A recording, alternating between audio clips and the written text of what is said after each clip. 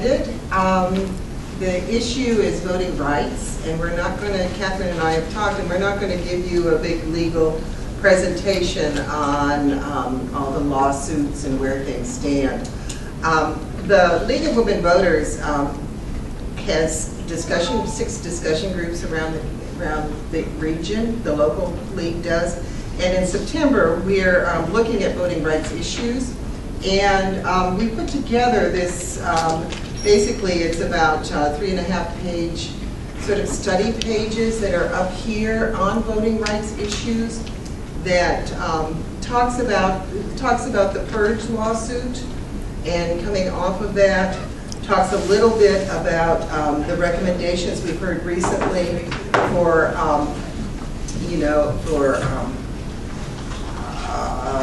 automatic voter registration is the way that I'm just trying to get the words just right. Automatic voter registration acts that have been proposed that sometimes look a little bit different. And then a little bit about the topic that's on the news so much about Russian interference and interference with our election systems. I'd like to start talking about turnout issues, which is maybe not a voter rights issue, but where I think we need to focus attention right now on voting. This study page has a little chart that shows for our region, the counties in our region, what the turnout has been over a number of 4-year period, and it's for Hamilton, Butler, Warren, and Claremont counties. And I mean, the numbers are really amazing. I mean, the expectation is that in this midterm election, probably slightly less than 50% of the registered voters will turn out to vote. Okay, 50% in the midterm. In the primary, it was less than 20% in most of the counties that actually turned out. And even, you know, we all know in the presidential election, that's when everybody comes out. Well, really, you know, less than 75% of the registered voters came out. So 25% of the registered voters, even in a presidential year, do not turn out to vote. And I think it's really important for those of us that care about voting and care about elections to look at why that is and what's going on, you know, with the population and with the electorate, and why they don't come to vote. There's been a lot of surveys, and one of the major reasons people say they don't vote, even though they may be registered, is that they don't know what's on the ballot, they don't feel informed, and so they don't show up. We're talking, maybe it's an excuse, you know, maybe you're just lazy. But that's what people say. I don't understand it, so I'm not going to go do it. Which to me, you know, means that groups like the League of Women Voters and other groups and the media needs to do a whole lot better in informing people on what is on the ballot, what's going on, what the issues are, what the candidates are. We need to give a message like it's not a test. You know, the ballot may look long and you may only have opinions on half of it. Well, then give your opinions on that half and leave the other half blank. You know, that's perfectly acceptable. It's not a test.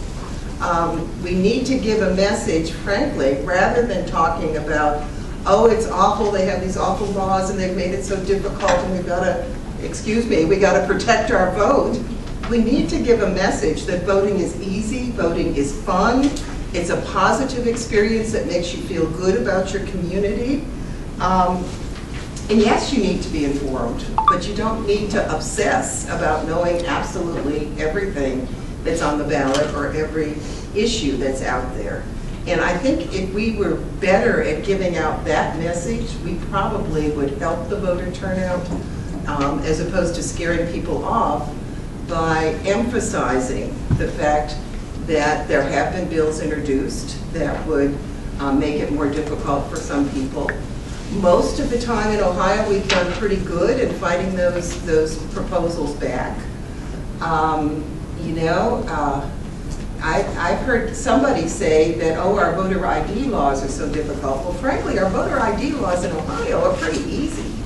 You know, I was on the phone with a student the other day, and he came up with at least 10 different things that he could take to show that he was who he said he was to the polls. So, we need to keep giving out those messages.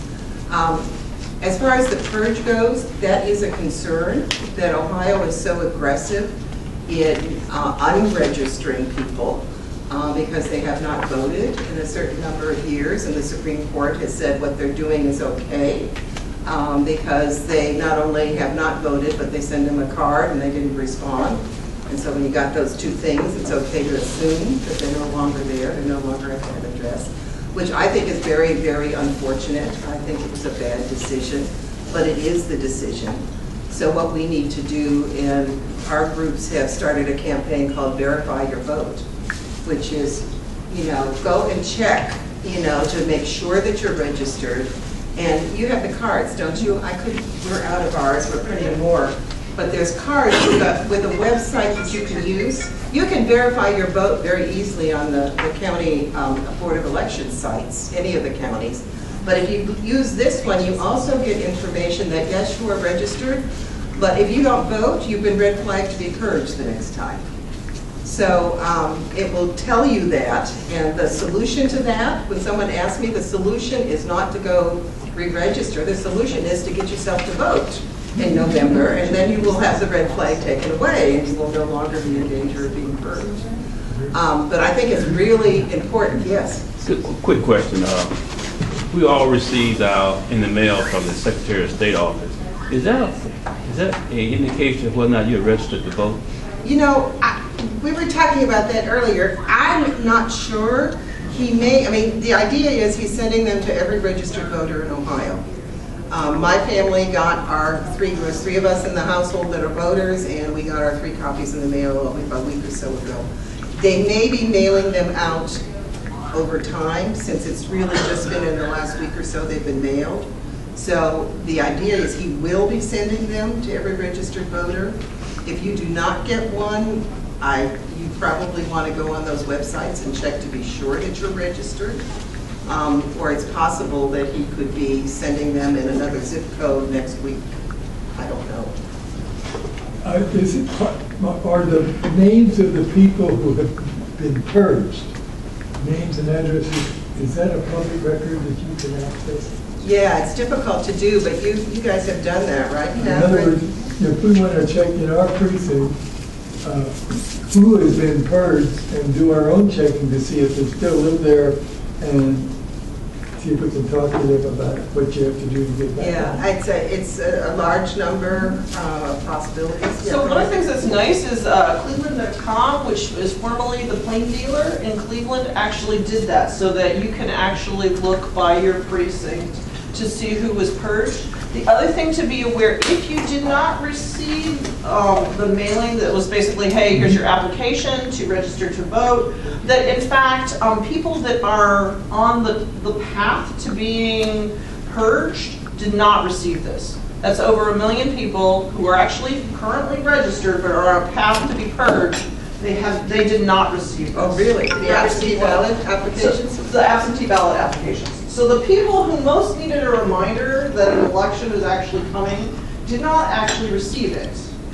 So if in fact you want to organize, you want to look at your precinct or your ward and say, hey, I'd like to get out there, knock on doors and talk to my neighbors to encourage them to get registered and to update the registration and to vote, please do so. Yeah.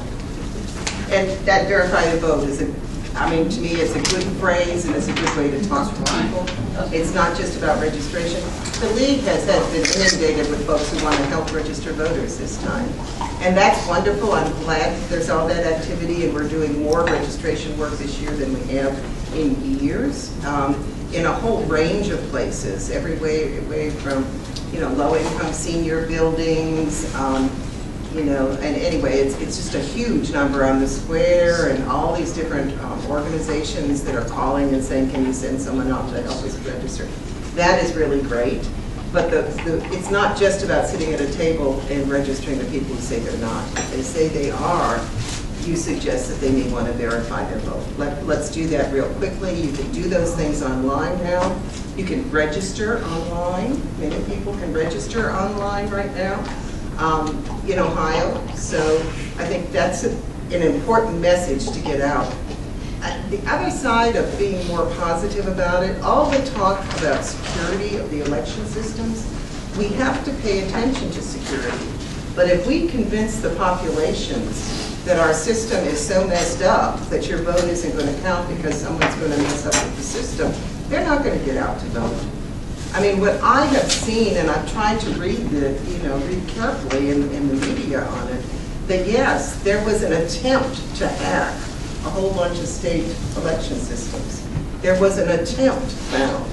That doesn't mean they got in. And I think there was only evidence of one system that they got into a list of registered voters and nothing was changed. So, I mean, this idea that somebody is hacking every election system, I think is not really accurate.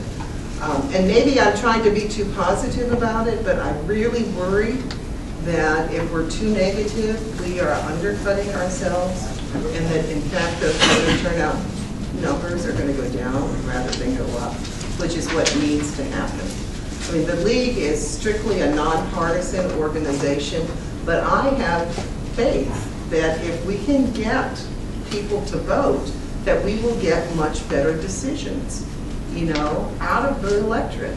But the big job, the task, is to get them to the polls, convince them to buy into our system of government still. And I think that's a good thing.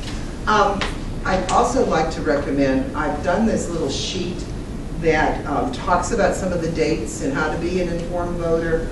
The League's print voter guide. We print 100,000 copies of it and distribute it throughout Hamilton County. The newsprint guide, which gives you information on the candidates and the issues, should be out. Our goal is that it will be out and available before early voting starts on October 10th. So that's our goal. We also have the online Vote 411, which is it's a voter guide. It's similar to what the print one is, but it's populated with a lot more elections, a lot more issues. Like in the print, we can't cover all the smaller jurisdictions, but online we can. So you will